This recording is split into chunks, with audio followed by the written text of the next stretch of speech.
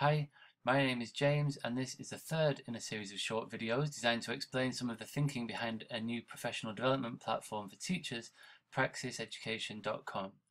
This video picks up where the last one left off in providing the second half of a rationale for small-scale research inquiry as a basis for professional development. I am a huge advocate of educational research. I think that it has brought immense benefit to our school system and to young people and to wider society for years, and I don't mean to denigrate educational research as a field of study in any way. However, this video does focus on some problems with large-scale educational research, or some limitations really, when it comes to the extent to which large-scale studies can inform the professional practice of teachers. In other words, whether or not research can inform our practice. I don't think that big studies are all that helpful looking at that problem in particular, and that's why this whole website exists really. In recent years, there have been many publications that have sought to distill, if you like, the findings of educational research in a sort of easy to digest format for the time-pressed teacher, if you like. There are a few examples here, and a typical finding will look something like this, where it says feedback is really important. The quality of a teacher's feedback is one of the most important factors in determining a student's educational success. All of these publications agree on this fact, and it almost goes without saying, doesn't it? This finding tells us that feedback can lead to an additional 8 months of progress being made on average, and that it gives us high impact for low cost, which all sounds too good to be true, doesn't it? And so you might go away from that as a school leader and say, right everyone, feedback is really important. We know from research that feedback makes all the difference, and so I want you to give lots and lots of feedback to your students. We need to be giving oral feedback in lessons, getting them giving feedback to each other. We'll observe each other loads and we'll give each other feedback all the time, and we need to be marking their books in a dialogue way so that we're double or triple checking each bit of marking. And you can see that this can lead to, very quickly, can lead to some really quite questionable practices, especially this recent phenomenon of triple marking. But even more worryingly than that, if you look at the data behind that headline figure, you see that the distribution of effect sizes on feedback-based interventions in schools looks something like this, in which the blue dotted line represents zero effect. So those studies behind that dotted line had no impact on student outcomes compared with, say, a control group who didn't have that intervention. Everything to the right of that blue dotted line did have a positive impact, and we can see that that tails off to some really effective practice towards the right hand side of the figure, and the average of that bell curve, if you like, is to the right of that dotted line, and so that tells us that on average feedback is useful. But what that doesn't really tell us is that everything to the left of that dotted line, 40% almost of this 607 studies that have been done, they made things worse. These kids actually did worse than if nothing had happened at all, which is really concerning, isn't it? And so headline figures don't really tell us very much about how to move things forward. They just tell us what areas we might sort of want to look at, but it doesn't really tell us the difference between how to do good feedback and how to do bad feedback. So it's not massively helpful. And that was evident in a really interesting looking study that was carried out by the EEF, which was done across 15 different schools. There's a couple of thousand kids involved. It's primary, I think, and the study found that the teachers had to carry out action research projects in order to try to develop their practice around feedback. And the study found that the evidence of promise was mixed. It said that there were many good lessons, but that teachers struggled to understand the evidence on effective feedback consistently across all of the schools. And so the study is not ready for a full trial, to be scaled up further, in other words, because further refinement is required in order to make the research more accessible to teachers. And so this finding of mixedness, if you like, suggests that it's not worth moving forward at this point in time. But that, to my mind, glosses over all of the richness in terms of these individual stories. What was going on in those good lessons? What does good look like in terms of feedback? And why isn't that the headline figure here? Why are we not talking about what good looks like, not does feedback work overall in general? And also, you know, those teachers who struggled to interpret the research in ways that were meaningful for their practice, that process might still have been really useful in terms of moving their practice forward. I talked in the last video about my own experience of learning from my mistakes, and you know, things that aren't effective at first can be really beneficial further down the line. And so I don't think that we should dismiss those findings as saying, oh, well, it's not helpful, and you know, maybe feedback isn't the silver bullet that we're looking for. We'll go and chase, you know, metacognition now. I'm not suggesting that that's what the EEF study is suggesting. I think that what this organization is doing is great in hammering out the numbers and scaling things up and seeing what works, especially in regard to disadvantaged young people. But I'm not sure how much big studies like this, even studies that are based on action research, can tell us. At best, large reviews like this point us toward what works on average, which is fine as a signpost, but it doesn't tell us very much about implementation, about how to actually put these ideas into practice in our own classrooms. It just says, well, this was tried at this study at this school over here and it had this impact, or it didn't have this impact. But teachers are time-pressed people, aren't we? And we want the actual pointers. I don't want to have some big long-winded abstract discussion all the time. But what do I actually do if a student, you know, comes back to my class after school tomorrow having just, you know, unexpectedly failed an exam? What do I do in terms of how I offer feedback to that student that will be effective? These studies tell us very little about that fine detail that actually defines our professional lives. They don't tell us very much about evaluation either, by which I mean evaluating the impact of our own practice on a whole range of different outcomes. They don't tell us very much about the professional learning that arises from getting things wrong, as I just mentioned, and I think that we're really missing a trick there. And it also overlooks the importance of personal agency and autonomy in effective professional practice. There's this thing called the intervention effect, whereby if a teacher or a group of teachers or researchers or whoever really believe that something that they're working on will work, and if they're very invested in that thing working in terms of time or, you know, reputationally or financially or for whatever reason, if they're really invested in making that thing work, then there's a really good chance that they will make it work. But that positive effect might not be due to the idea itself, but it could be due to the added, you know, enthusiasm and rigor with which those people are working, which might be sort of over and above what we might expect to see if we scale this thing up across the whole system.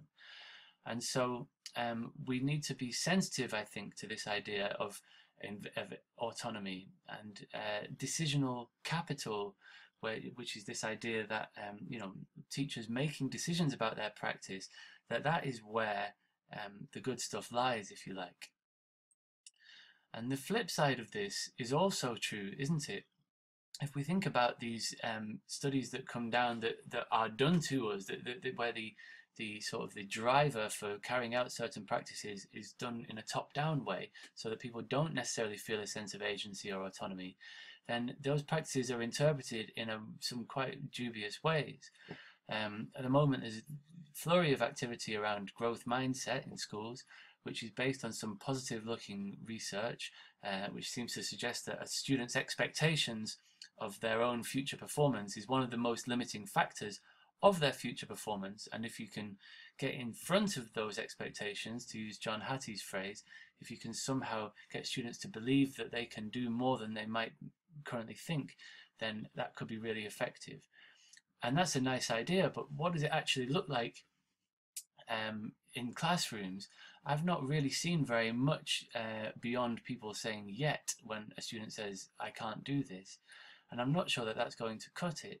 And so I think that we need to have a systematic way of giving teachers autonomy to maybe go away and say, right, here's this idea, growth mindset, but maybe go away and try and think about how you could put this idea into effect in your classroom. without using the words growth mindset. Try to mask it, try to sort of embed this idea in your practice rather than just saying, have a growth mindset, because that doesn't seem to be sufficient. Assessment for learning is a really good example of this, where some really good original research, which was based, as I recall, around comment-based feedback, about providing summative assessments, not being very, in other words, giving numerical-based feedback, like you got 8 out of 10, being of limited use in helping a student to reflect on what they got wrong and what they might do differently in the future, and that giving comment-based feedback might be useful, helping them move forward. That's all well and good, and so everybody said, right, everyone, the black box paper that was published and distributed around schools, it's got all these amazing effect sizes, let's all do that, assessment for learning. But what happened over the years is that assessment for learning was interpreted in all of these different ways, which maybe weren't so useful. Traffic light cups, and students standing in lines with, I agree with this, and I understand this, and I don't understand this. It's possible that you can use those practices effectively, but just doing it in the name of assessment for learning and expecting it to be effective just because it's sort of loosely associated with some research that was carried out 20 years ago is a bit flaky, isn't it? And I think we need to be a bit more nuanced and sophisticated in the way that we think about evidence in terms of our daily practice. More limitations with education research. This one is an absolute doozy. You'll recall from the previous video that there was this incredibly bewildering formula that these economic-based education researchers in the United States came up with to describe the relationship between how long a person is taught for and what their students' results are like on average. Now, there are a number of reasons why this relationship between two such simple variables, which you would think would be really easy to study, surely you just collect the data, stick it in a spreadsheet, get it to draw a graph, you can all go home. But it's not that simple for a whole range of reasons. If you think about, for example, how a teacher who's been in the job for a long time might be given different types of students or different types of classes depending on the point that that department or that school is at. They might be given a class that's considered to be quite a challenging class to teach, or they might be given the students that are on the CD borderline because that's going to be more strategically useful for the school, or maybe they'll give themselves the top sets. Not that I would suggest that would ever happen, but you never know. Or maybe teachers who've worked in the profession for longer will end up working in schools with different types of intakes, and we all know that the intake of a school is one of the most powerful predictors of what the output of that school will be. And so for a whole range of reasons, there are all these variables that you can't control for when you're doing a sort of a correlational analysis of the data like this, which leads us to make such complicated models. In a nutshell, social reality is really complicated. There are so many variables that have a bearing on any one given phenomenon that you care to study. And these variables interact with one another as well, sometimes in ways that we know about. And without wanting to quote Donald Rumsfeld, also these things interact in ways that we don't know about. And so how can we take account for things that we don't even know about? We can't, can we? And so that's why we see such complicated patterns when we look at educational research. And that is really evident in this idea that I saw being talked about by Chris Husbands recently, the director of the IOE, who talked about 3 laws of education research. I don't think that these are, hard laws like scientific laws, but they are rules of thumb that have, emerged from the data over the years. I'm not sure whether Chris came up with these himself, but here they are. Number 1, if something seems too good to be true, it is too good to be true. There have been so many silver bullets over the years that look like, it's going to be the end to everybody's woes. And if you replicate this practice more widely, you always find a mixed picture like we saw earlier. It's just more complicated than it appears, which is law number 2. Law number 3 is also an interesting one, which is that there is always counter evidence. Now that is really important to understand, isn't it? And really critical If there is always counter evidence, then you might think, well, what's the point? Like, you might as well just pick a side or not even bother, because there's experts on either side. I would suggest that there is a way forward out of this sort of this quagmire of complexity, if you like. Um, and it begins by what I would consider to be a fourth law of education, which I borrowed from one of my favourite bloggers, The Disappointed Idealist, who says that anyone in education who claims that there is a universally right way of doing something is automatically wrong.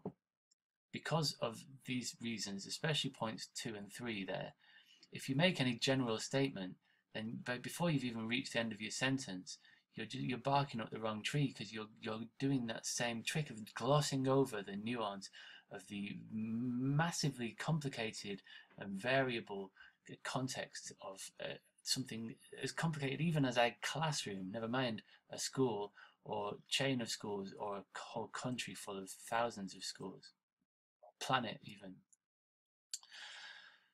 To draw all of this together, there are 3 really tricky problems which I've outlined over these 2 videos, which point me inescapably towards one solution. Number 1, how can teachers start to get a handle, thinking back to Ted Ragg and the 1,000+ decisions that teachers make on any given day, how can we hope to start getting a handle on the relationship between all of these decisions and a whole range of student or school outcomes? Well, I can't imagine how we can hope to do that in the absence of undertaking some sort of a systematic inquiry that seeks to ascertain what works for us and for the students in our particular classes. Related to this is the question, how can we apply the findings of educational research with a big R to our individual nuanced and ever-changing professional contexts in such a way that we bear in mind our own, experiences to date, where we're at, if you like, in terms of our teaching career, the classrooms, the schools, the students that we've got. How can we apply the findings to this much more nuanced arena, which is very likely to be different to the one in which the research was initially carried out? Well, I would venture that we need to start thinking about educational research in such a way that takes account of our individual contexts and which focuses on implementation, not research that's out there. That's useful, yes, but we need to focus on implementation-based, context-specific research, stuff that's carried out in our actual schools and classrooms.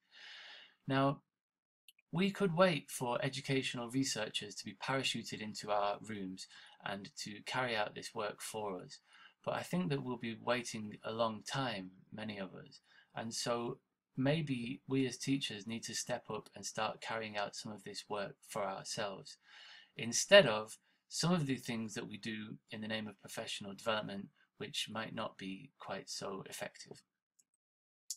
And thirdly, how can we hope to be research informed in such a complex field where there is always counter evidence?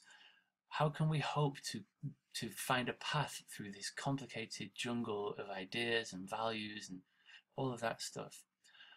Well, I would suggest that we need to start thinking of research as a verb as well as a noun. It is not just something to be studied like a body of literature. People talk about research literacy as though teachers just need to, do their homework more and become more literate in what the research tells us. And I think that that's kind of an insidious idea, because it suggests that the expertise is out there and that if we can only sort of, work all ever harder. You know how many education research journal articles are published a year? There's like tens of thousands. And so that is a part of the story, absolutely. I'm not saying that that's not helpful, but we also need to see research as a verb, as something that we do, which is informed by that big scale research. And I think that that's where education researchers can play a really critical role in helping teachers to understand and distill the research and how it might work, and also how to carry out small-scale research inquiry. I very much hope to involve both teachers and education researchers in this platform as the idea develops. I think that this idea is critical. All of these three things are basically the same answer, aren't they? This, to my mind, points us toward a really quite bold sounding conclusion, which is this.